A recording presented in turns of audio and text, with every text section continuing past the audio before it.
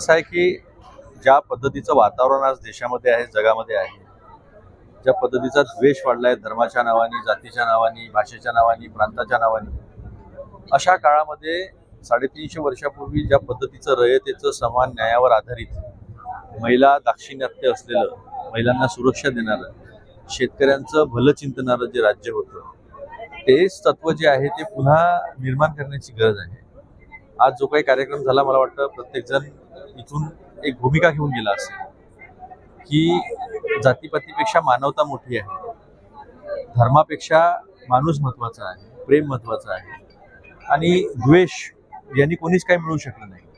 नाहीतर महाराजांपेक्षा 100 पटीनं मोठे राज्य असलेले लयास गेले, त्यांची कोणी जयंती पुण्यतिथी करत नाही, त्यांना कोणी आठवत नाही. त्याच्या 1 दशांश असलेलं राज्य जे मूल्यावर आधारित होतं छत्रपती शिवाजी महाराजांचं, ते आजही 350-400 वर्षानंतर आठवणीत राहतं. ते जोपर्यंत मानव सभ्यता आहे तोपर्यंत आठवण राहील. याच्यामध्ये छत्रपती शिवाजी महाराजांचं राज्य काय होतं आणि ते कसं कालातीत आहे आणि कसं प्रत्येक वेळेस ते रेलिव्हंट आहे, हेच जे आहे ते प्रत्येक वेळेस आपल्या समाजाला सांगण्याची गरज आहे. हे जे कार्यक्रम घेतात, दत्ताहूड पाटील आणि त्यांची मंडळी आहे, ते सपकाळ साहेब आहेत, त्यांना मार्गदर्शन आहे, साळुंके साहेब आहेत, पाटील साहेब आहेत, मुळे साहेब आहेत, यांचं जे त्यांना सहकार्य लाभतं, त्याच्यामुळं हे मावळे बनून छत्रपती शिवाजी महाराज जे आहे ते जगवतात. त्यासाठी त्या सगळ्यांना शुभेच्छा आणि मला या ठिकाणी येण्याची संधी मिळते. या कार्यक्रमामध्ये उपस्थित राहून या सगळ्या लोकांमध्ये काहीतरी नवीन दरवेळेस शिकून जाण्याची जी प्रेरणा मिळते, त्यासाठी सुद्धा मी यांचं मनपूर्वक आभार मानतो. आणि जे सातत्य ठेवलं आहे 13 वर्षाचं, ते 1030 वर्षापर्यंत सातत्य राहो अशा शुभेच्छा देतो. नितीन बानगुडे पाटलांचं जे व्याख्यान होतं ते अतिशय सुंदर होतं. त्यांनी इतिहास आणि वर्तमान जोडण्याचा प्रयत्न केला. मला असं वाटतं की खूप लोक शिकून गेले असतील. त्यांचा जो आवेश होता, असं वाटत होतं की बा पुन्हा शिवतीर्थ जे आहे ते अवतरलेलं आहे की काय, अशा पद्धतीचं फार सुंदर भाषण होतं. अनेक नवीन माहिती माझ्यासारख्या कायम शिकत असणाऱ्या व्यक्तीला सुद्धा मिळाल्या. तर एक चांगला कार्यक्रम आजचा झाला. साधारण किती लोक आले असतील सर? लोक किती आले, लोक पूर्ण सभागृह भरून होतं, ओसंडून वाहत होतं, पण लोक किती त्याच्यामध्ये सामावून गेले हे जास्त महत्वाचं. आपण 19 फेब्रुवारी रोजी शिवजयंती साजरी करतो, पण ज्या पद्धतीने शिवजयंती साजरी होते तर आपण पाहतो की प्रत्येक ठिकाणी डीजेच्या तालावरती नाचणारे लोक असतात. आजचं विशेष शिवजयंतीचं जे नियोजन केलेलं होतं तर ते नाचून नाही तर वाचून साजरं करण्याचं होतं. म्हणजे छत्रपती शिवाजी महाराजांचे विचार वाचनातून एकमेकाला सांगून जनतेला जागृत करण्याचा आज हा कार्यक्रम केलेला आहे. आणि ही छत्रपती शिवाजी महाराजांच्या विचाराची जी पालखी आहे, त्याचे जे भोई आहेत म्हणजे दत्ताहूड आणि सहकारी, त्यांनी ती समर्थपणे आज पेललेली आहे. छत्रपती शिवाजी महाराजांचे नंतरचे विचार जे डॉक्टर बाबासाहेब आंबेडकरांनी घटनेमधून नमूद केले की छत्रपती शिवाजी महाराजांनी स्वराज्य निर्माण केलं, एक निधर्मी असं राज्य छत्रपती शिवाजी महाराजांनी निर्माण केलं, तेच डॉक्टर बाबासाहेब आंबेडकरांच्या घटनेतून तयार झालं.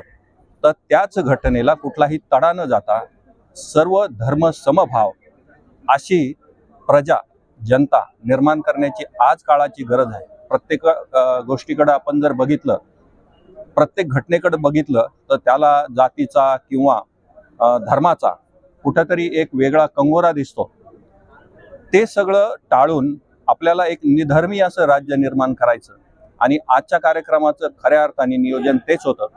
सर्व मंडळी या ठिकाणी जी आज जमलेली होती तर त्याच दृष्टिकोनातून ती जमलेली होती. आजचा कार्यक्रम अगदी सफल झालेला दिसतो. 12-13 वर्षापासून ज्या पद्धतीने हे संयोजकांनी वाचून नाचून न करता वाचून करायचं आणि महापुरुषांना डोक्यावर न घेता डोक्यात घ्यायचं, ही जी परंपरा त्यांनी घेतलेली आहे, त्याचं मी कौतुक करतो. मी ॲडव्होकेट PD साळुंके औरंगाबादला प्रॅक्टिस करतो. आजच्या कार्यक्रमाविषयी तुम्ही विचारता म्हणून एवढंच सांगेन की एक यंग वकिलांनी सगळ्या समाजाला शिवाजी महाराजांची माहिती व्हावं, शिवाजी महाराजांचे विचार माहिती व्हावं, त्यांचं कार्य माहिती व्हावं म्हणून आज 1-2 वर्ष नाही तर सतत 10 वर्षापासून हे कार्यक्रम आहेत. जी वकील समाजासाठी काही करत नाही असा जो लोकांचा समज आहे तो ह्या तरुण मंडळीनं आणून पाडलेला आहे. आज आपण पहिला आज जमा व्हायचो, काही सगळे वकीलच नव्हते, पण यांच्या सातत्यपूर्ण ह्या आयोजनामधून लोकांना जे माहीत झालं की हा एक अत्यंत उत्कृष्ट कार्यक्रम असतो. म्हणून आज तुम्हाला ते पाहायला भेटलं की सगळ्या समाजातले, सगळ्या वर्गातले महिला, पुरुष, मुलं सगळे आज हजर राहिले आपण पाहिले. तर थोड्या मित्रांनी मिळून केलेला जो हा प्रयत्न आहे तो वरचीवर वाढत जातो. ते लोक म्हणतात ना, अकेला निकला था कारवा बनता गया.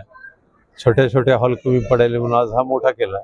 आता मला वाटत नाही की हा हॉल मोठा आहे, याच्यापेक्षा मोठा पाहावा लागेल, नंतर एखादं ग्राउंड शोधावं लागेल. एवढी आमच्या सगळ्या मंडळींनी कार्यक्रम केलेला आहे. सगळ्यांचं नाव घेऊन सांगण्यापेक्षा त्यांनी त्यांना आयोजक म्हणून दोन-चार नाव सांगितलं. दत्ता हुडचं नाव त्यांनी प्रपोज केले, बरोबर. म्हणून प्रातिनिधिक स्वरूपात ते आयोजक म्हणून आहेत. सगळेच संयोजक आहेत, सगळेच आयोजक आहेत. पण मला वाटतं यांनी मुद्दाम होऊन दत्ताचं नाव घेतलं असं, कारण त्याच्या नावातच सगळं आहे, नावातच हुड आहे. बरोबर. तर हुड म्हणजे बंड, गुंड नाही, बंड. शिवाजी महाराज सुद्धा बंडच होते. त्यांनी 10-20 मावळे जमा केली आणि रायरेश्वरावर जो थोड्याच लोकांनी रक्ताचा अभिषेक केला, त्याचं पुढे वाढत वाढत वाढत स्वराज्यात रूपांतर झालं. तसं ह्यांनी 8-10 जणांनी मिळून जी सुरुवात केली, त्याचा आज तुम्हाला हे स्वरूप पाहायला भेटतंय की वाढत वाढत आज एवढा मोठा कार्यक्रम. याचं सर्व श्रेय या सर्व तरुण मंडळीला. आम्ही फक्त कार्यक्रम ऐकायला येतो आपलं नाव आणि आत्मसात करण्याचा प्रयत्न करतो. आपलं नाव सांगा. आणि ॲडव्होकेट वसंत सावंत.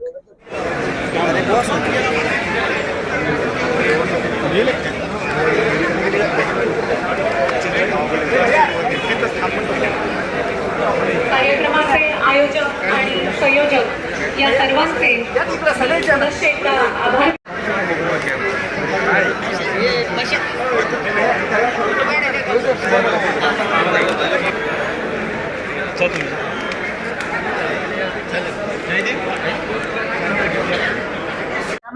त्याच्यातून अर्थ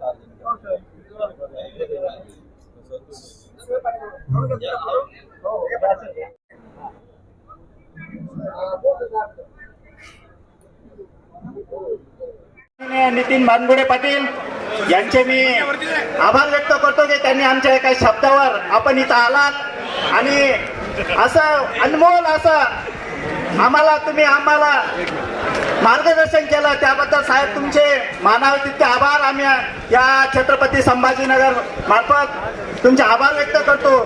तसेच या कार्यक्रमाचे